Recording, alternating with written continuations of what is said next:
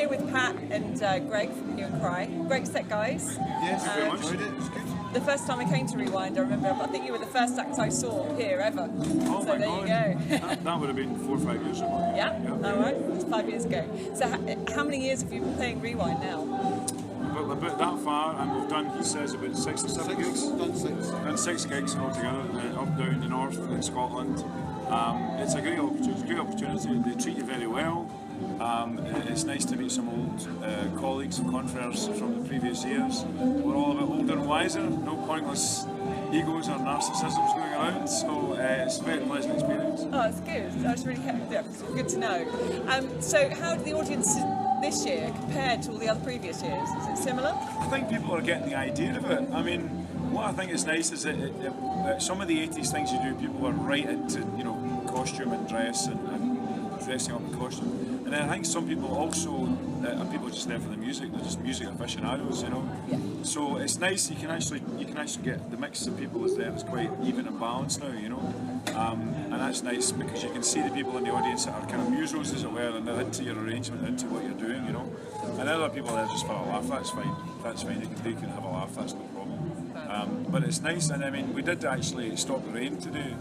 We came out and sang a song called Violently, and the rain stopped.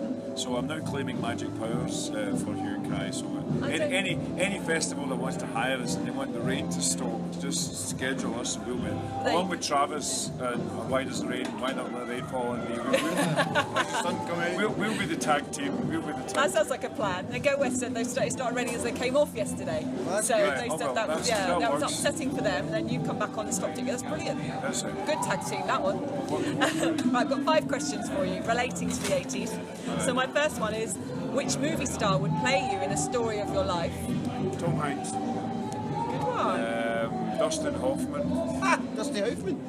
You've had 2 good choices there. That's the best choices so far this weekend. All right, okay, that's quite good. I should have thought you could think of even better ones, but you put us on the spot.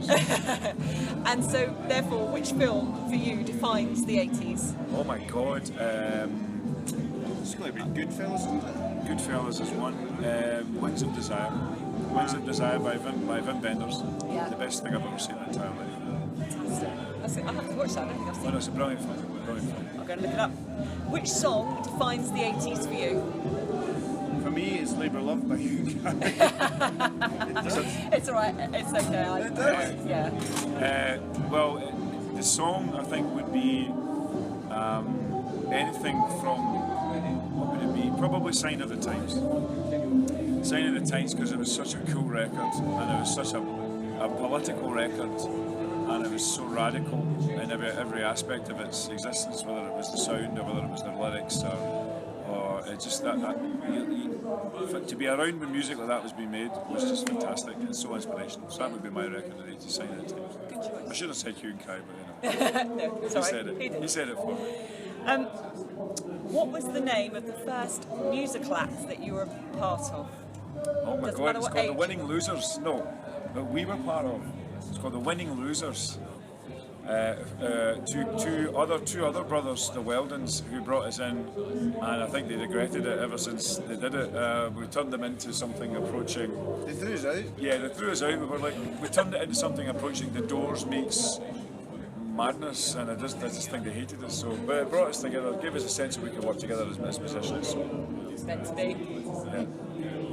And finally, what was the first single you ever bought? Alvin Stardust, My Cuckoo.